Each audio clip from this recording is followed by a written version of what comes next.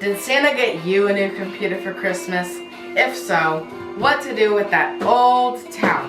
Let's recycle old tech responsibly.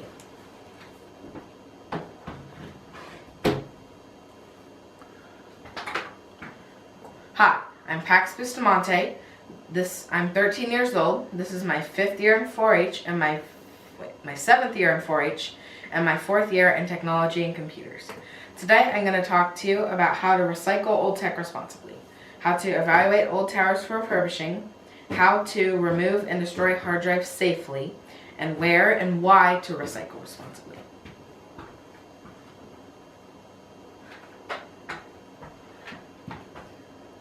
So, let's talk about backing up.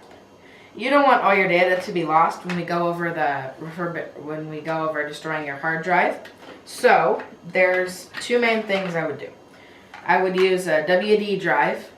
They're the best usually ones in terms of keeping data for big pictures and files, or just use a couple of thumb drives if you need to. Or you could also use an online service such as OneDrive, or there's millions of other ones as well. So, what if your computer does not work? Well, you see, my minimum specs to repair a computer is that it needs to have a 2-core processor, 500 gigabytes of hard drive memory, 4 gigabytes of RAM, and at least 3 USB ports. That's a camera for Zoom calls with these days in COVID, and a keyboard and mouse. So, let's evaluate the outside. First thing I want to do is take a picture of the model number. You can usually find it at the plate or at the bottom of it. Here's my model number right here. I just take the picture and we can zoom it in so that we can see that this is a Pavilion A6087C. So I'll put this into Google, and sure enough, right here, I get the specifications detailed really well. Okay, so let's see if this meets my minimum specs. Dual-core processor, check. 500 gig hard drive, check. 4 gigabytes of memory, check. It has 5, an extra one. And this actually has 7 USB ports, and I can also see that this has an Ethernet port, which is really well for wired internet if you don't have a wireless card, which is, less modern with these old towers. So next, I want to start evaluating the inside. First thing I want to do is check to see if the cable is SATA or IDE. Now all this means is this is the cable that connects to your hard drive and will basically do all of your data to the computer. So IDE is pretty old. It's 2007 probably around, but it just means that you'll have slower speeds, transferring files from your drive. And SATA is seen much more every single time a new computer is released these days, as it's much more modern and faster speeds to write files to your disk.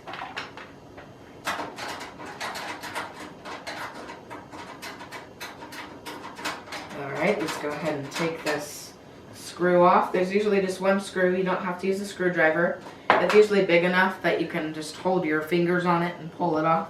Or not pull it off, more of stroke it off maybe. And let's go ahead and check our hard drive connection.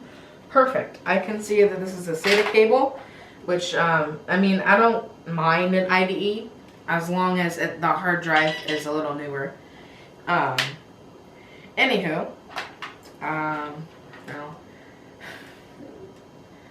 Alright, the next thing I want to do on the inside is look at the capacitors. These are like tiny batteries, which are flat, and they're like tiny batteries, and you want to make sure that they're flat on top. So let's go ahead and take a look. We can see all these capacitors inside this board. There's over 30 on this particular motherboard, and so much more on other computers. So what we're looking for is flat tops. That means that they're not going to explode. So you can see all these here are fine, except this one is fine. And then if you look down here, you can see a little leakage on that, and it's bulging. which means it could like explode and get corrosion all over the board. So what is a capacitor? A capacitor is basically a small battery that pulls energy from the computer when it's not using it and releases it when the board needs it most. So, what have we learned? It did meet all of my specs, 2-core processor, 500 gig, all those things, except for no swollen capacitors. Sadly, this computer cannot be refurbished. So next, let's destroy our hard drive.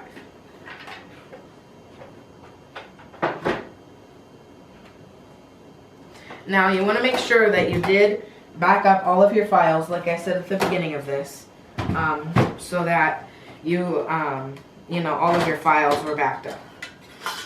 So, usually there's easy push-pull methods and slothing mechanisms. There's usually, like here it says 1, push, 2, pull, and that's in most components.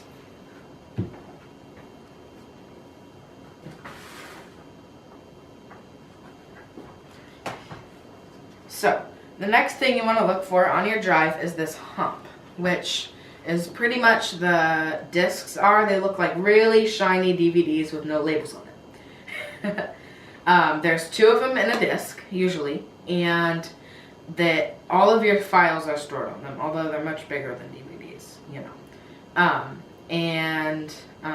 there's an arm, which pretty much reads and writes data from the disc.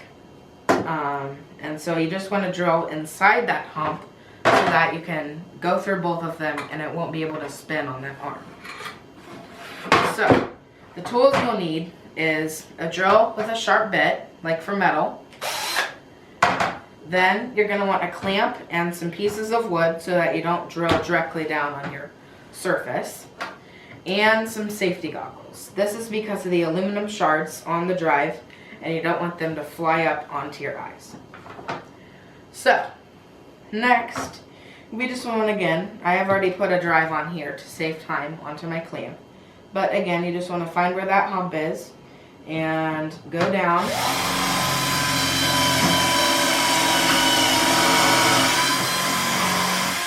And it clamped, which means that it went through both of the discs, destroying that hard drive.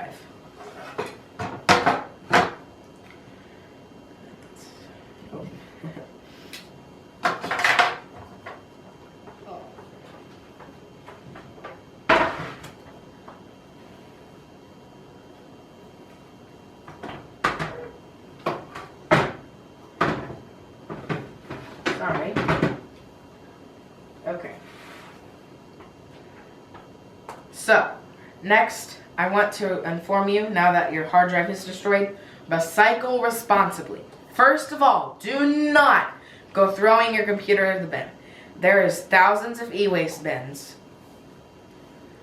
There's thousands of e-waste bins that, are used more and more. Anyway. So I would recommend taking to an electronics store. I use Best Buy. And at the end, I do have handouts that show lots of different places in our community of, different places to do. But what I really recommend is taking to a refurbishing center, such as Geeks for God. Now, I've just joined them, but in 2019, they have repaired and refurbished over 500 computers for small business owners, just families, all around our community and the world. So we've talked about the how and the where to recycle responsibly, but next, why? So, just think if you didn't have a computer in your house today. This is just some of the things that my family does on a basis. Here's my sister trying to learn from home on her school tablet. There's my brother doing learning. And oh my goodness, look at all the tech my dad uses. He has an iPad, or a tablet, a laptop, and a phone. So, why families need tech? Here's just an overview of what our Wi-Fi says on our devices. There's 12 to 15 devices on our Wi-Fi network, and that's a lot. So you can see that a lot of them are being used. So, I've talked to you about how to recycle old tech responsibly. I hope you will give the gift of a computer to someone in need.